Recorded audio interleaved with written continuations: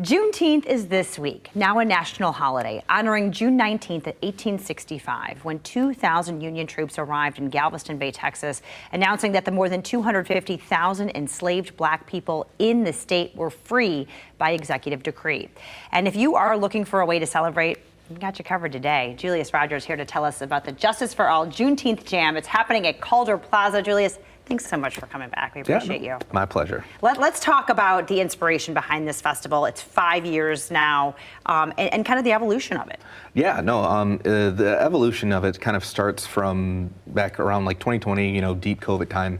A lot of the kind of like unrest around that time period from a multitude of social justice spaces were just kind of bringing up not great emotions within myself and also within the community. So I wanted to kind of figure out a way to kind of channel that anger and that frustration into something that would be more impactful and like constructive to kind of building on mitigating the effects of those things. Absolutely. So that's when I came up with the idea to kind of start the Juneteenth event. And it started off as just like a general pop-up where we had vendors out at Anomalin Park, and I think we had like maybe 300 people show up total. Yeah. And it was cool. It was a really nice event. And then over the last few years, it's grown from 300 to 1,000 to 2,000, and now this last year in 2024, we had a little bit over 3,000 people show up to Calder Plaza to celebrate Juneteenth. And talk about besides the number of people and how it looks, the vibe and how it's changed, because I think that hopefully, I know that there are still tensions there, but that maybe it is becoming more of a celebration and really bringing people together and creating this community space. And talk about what people can expect and feel at this. Yeah, no, I heavily focus on the celebratory part of the actual holiday. It's very, very understood that there are elements of the Juneteenth holiday that are historical, that need to be understood, need to be recognized, and need to be, stated within that right. And at the same time, there's also, room for celebration and uplifting of, Black talent, Black excellence, and culture and experience. And so tell us how that's happening. You guys have performers, you have speakers. What does this day look like? Yeah, no, we've honestly, it's kind of grown into a whole honestly a true festival of things for people to kind of engage in. We'll have obviously local talent is going to be hitting the stage.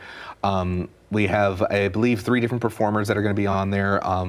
We have Next Gen Gaming Center. We're actually setting up a video game booth for people to actually come out and play some of the more popular video games during the event. We have a dance battle that's happening. So all of those dancers from honestly around the country are going to be coming out to compete for up to $1,000 in the dance battle. And then we have the Grand Rapids Children's Museum that's going to have their imagination playground for all the kids, not to mention games. And then obviously, the vendors that are supporting the event, they'll have more than, enough activities to kind of sink your teeth into. Wonderful. And the best part, this is all free. Yeah. Yeah. So everyone's invited. Yes, definitely free to. Oh, and I almost forgot one thing. The Grand Rapids Circus Project, they're actually going to have some silks out there so people can actually try some aerial stunts, and they'll be assisting them with that too. Very cool. But yeah, so there's a little bit of something for everybody to get their hands in. And also important to note, bring one of these with you. Yes, Gordon Water Systems is going to be our water sponsor for the event. Yeah. We do have cups, but obviously, we only have so many cups. Sure. So make sure you just bring a container that you can refill the water, and they'll be glad to refill the water for you with some cold water. Wonderful. And Julie, talk one more time about why people should come to this and what you hope people walk away with after this event.